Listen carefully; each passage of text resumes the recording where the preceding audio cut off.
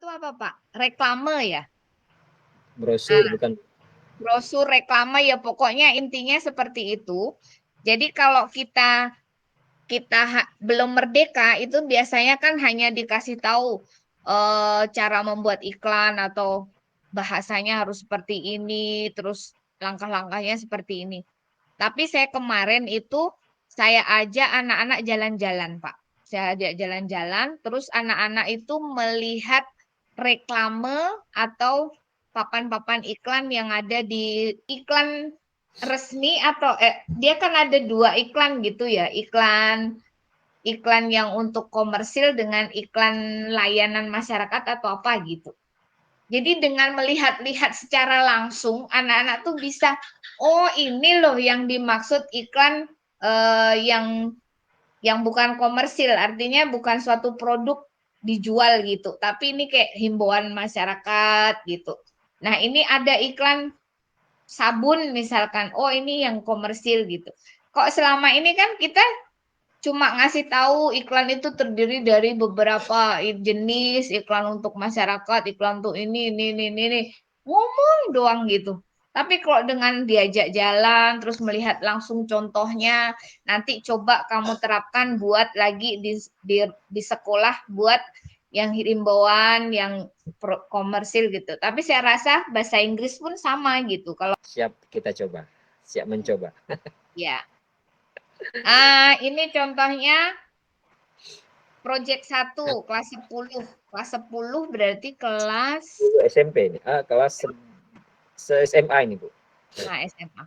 Bangunlah jiwa dan raga. Ini durasinya 12 hari, 96 JP.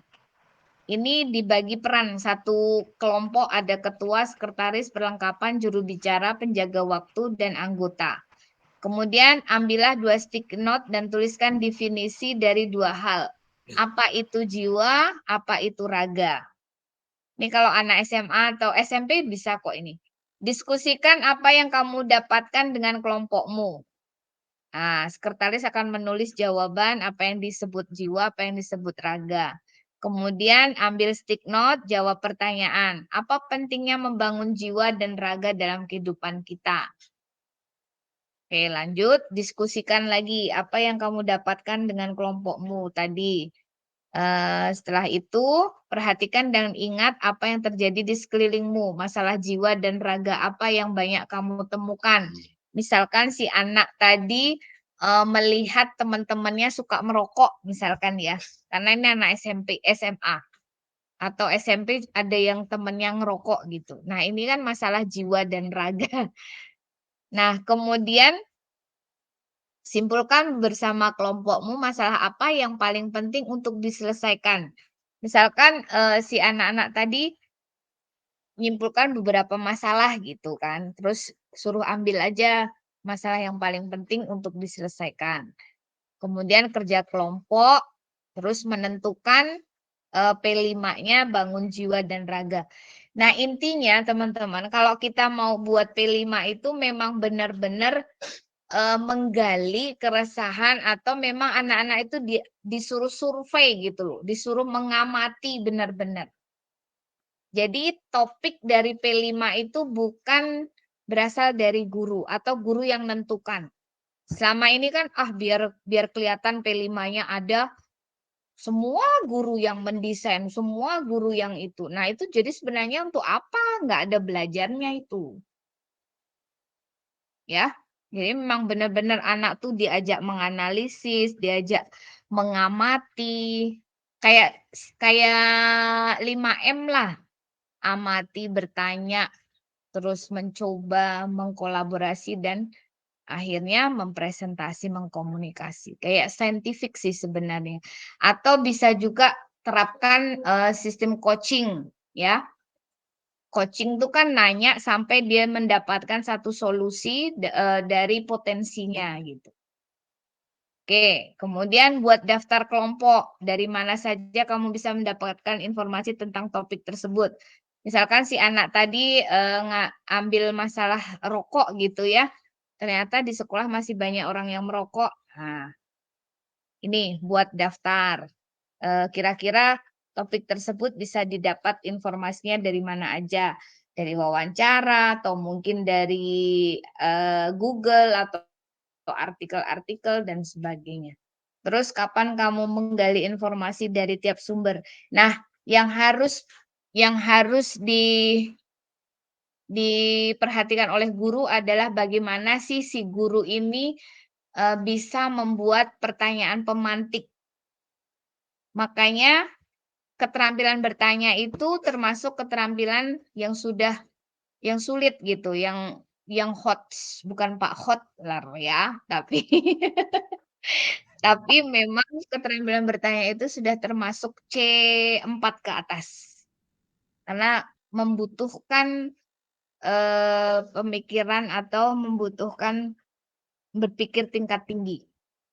Makanya buat kata pemantik, kalimat pemantik itu sulit untuk menggali informasi dari peserta didik. Nah, eksplorasi konsepnya adalah cari informasi dari beberapa sumber mengenai topikmu, gunakan buku, artikel, foto, wawancara, dan ini. Kemudian presentasikan hasil investigasi. Kemudian aksi nyatanya adalah apa yang akan dilakukan oleh kelompokmu untuk membantu mengatasi masalah tersebut. Ada proses kreativitas, aksi, dan servis pelayanan. Perubahan apa yang kamu harapkan? Nah, langkah-langkah aksi seperti apa yang akan kamu lakukan untuk mewujudkan idemu? Berapa waktu yang akan digunakan? Buat jadwal. Lakukan aksi nyata yang telah kamu rencanakan. Diskusikan selama itu apa saja yang perlu kamu bagikan tentang proyekmu ini kepada dunia. Jadi kayak ada analisis, ada solusi, kemudian idenya apa, inovasinya apa, terus akan dibagikan atau supaya orang tahu ide dan solusi yang kita ambil itu disebarkan kemana gitu. Oke, sampai akhirnya di pameran. Nah, kemudian prinsip fasilitator. Nah, ini nih. Sebagai fasilitator itu nanti buat kayak gini loh modul projectnya. Jadi temanya apa, profil muridnya bagaimana di dalam kelas itu, tujuan pembelajaran atau tujuan profil projectnya apa, bukti dan asesmennya, formatif dan sumatifnya apa, terus aktivitas project ada find, imagine, do, dan share. Jadi find itu kayak misalkan di awal itu mau ngapain, kayak studi pustaka, kunjungan, atau menganalisis survei pasar dan sebagainya. Kemudian imagine itu kayak bukan aksi, sebelum aksi itu pengolahan dari hasil survei dan sebagainya tadi. Nah, kemudian di do-nya ini adalah aksinya, kamu mau ngapain gitu. Nah, di sini ada kreativitas, action, dan service. Uji coba, terus pelaksanaan, gagal ulang, dan sebagainya. Dan terakhir adanya share atau project kamu bisa di-share kemana gitu. Nah, nih pertanyaan pemantik. Ini kalau perlu nanti saya bagiin ya. Artinya seperti itu. Nah, ini kalau untuk rubriknya ya. Rubrik untuk P5. Jadi anak dikatakan berkembang, cakap, dan mahir itu seperti apa indikatornya.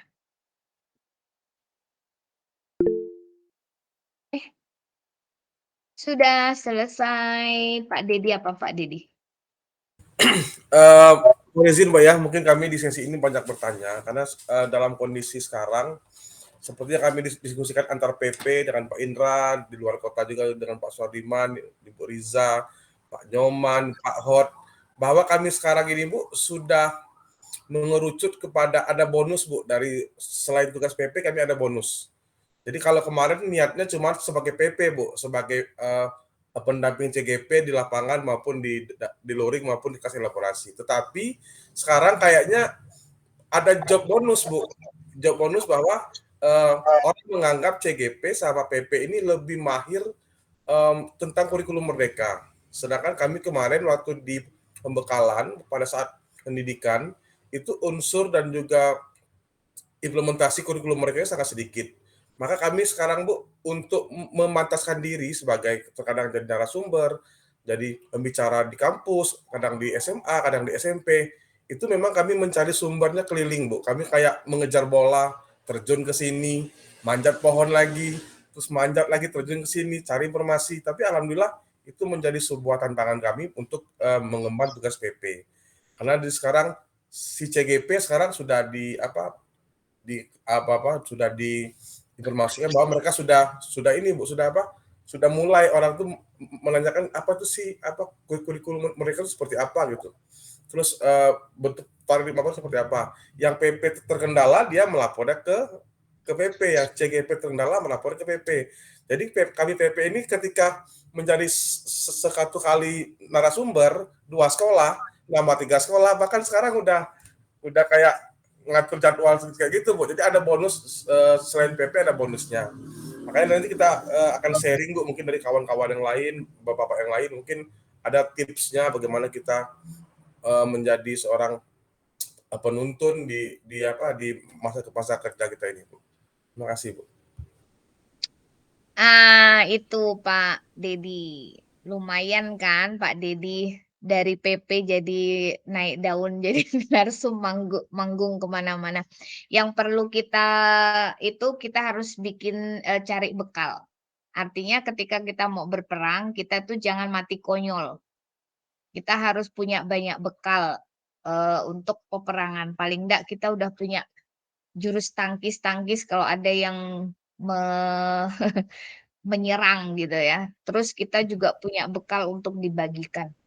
Nah, kalau boleh saya cerita Pak Dedi, saya berada di sini itu tidak ujuk-ujuk ya. Saya tahu langsung P5 itu.